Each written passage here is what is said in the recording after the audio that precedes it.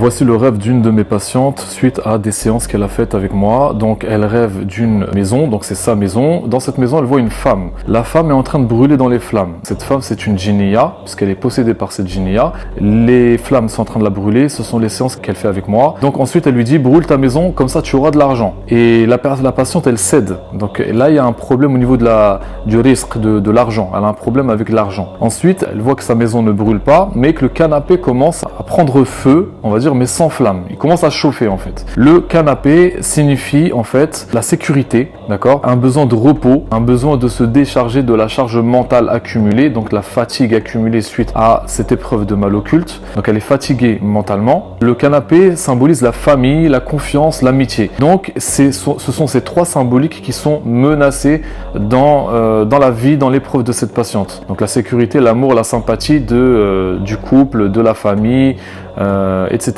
Mais alhamdoulilah, ils ne prennent pas feu dans son rêve, ils chauffent simplement. Ce qui veut dire qu'il va y avoir des troubles, mais ce n'est pas définitif. Au contraire, il n'y aura que du khir.